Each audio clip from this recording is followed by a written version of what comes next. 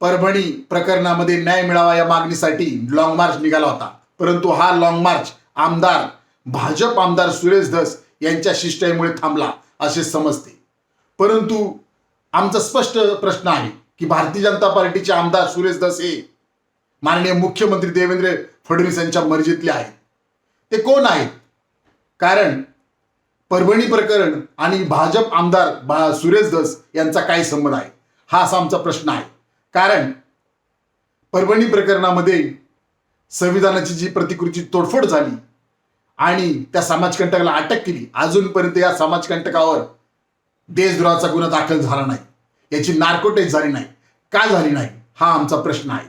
दुसरा आमचा प्रश्न असा आहे की भीमसैनिक सोमनाथ सूर्यवंशी याचा जो मृत्यू न्यायालयीन कस्टडीमध्ये झाला, हा मृत्यू 15 तारखेला झाला। त्याच दिवशी महाराष्ट्र राज्याचे माननीय मुख्यमंत्री देवेंद्र फडणवीस यांनी मंत्रिमंडळाचा विस्तार केला, म्हणजे दलिताचा जीव हा जीव नाही असं स्पष्टपणे दिसून येत आहे। आमचा दुसरा प्रश्न आहे की परभणी प्रकरणामध्ये जो मृत्यू झाला सोमनाथ सूर्यवंशीचा, याला जबाबदार असणारे जो अधिकारी आहे अशोक घोरबांड, या घोरबांडला निलंबित केलं आहे, या घोरबांडला डिसमिस का नाही केलं, याच्यावर मनुष्यवधाचा गुन्हा दाखल का नाही केला, असा आमचा प्रश्न आहे। माननीय मुख्यमंत्री साहेबांनी यावर बोलताना विधानसभेमध्ये स्पष्टपणे सांगितलं की सोमनाथ सूर्यवंशी याला श्वसनाचा आजार होता, परंतु त्यांचं कुटुंबीय स्पष्टपणे म्हणाले की श्वसनाचा आजार नव्हता, जो रिपोर्ट आलाय की पोलिसांच्या मारहाणीमुळेच हा मृत्यू झालाय असं त्याचं कुटुंब म्हणालं। ह्या अतिशय धक्कादायक आहे।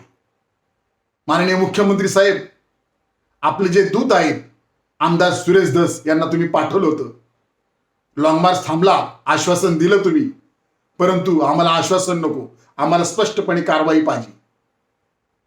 भाजप आमदार हे फडणवीस साहेबांचे दूत आहेत, त्यांना मी सांगू इच्छितो की जरी हा लॉंग मार्च थांबला असेल तरी आम्ही सोमनाथ सूर्यवंशी यांच्या कुटुंबाला न्याय मिळण्यासाठी आणि संविधानाची ज्या समाजकंटकांनी तोडफोड केली याला देशद्रोहाचा याच्यावर गुन्हा दाखल करण्यासाठी आणि याची नार्कोटिक्स या मागणीसाठी आम्ही लढत कायम राहणार आणि आमचे सर्व भीमसैनिकांचे, सुशिक्षित भीमसैनिकांचे गुन्हे जोपर्यंत मागे घेत नाही तोपर्यंत आम्ही लढतच राहणार।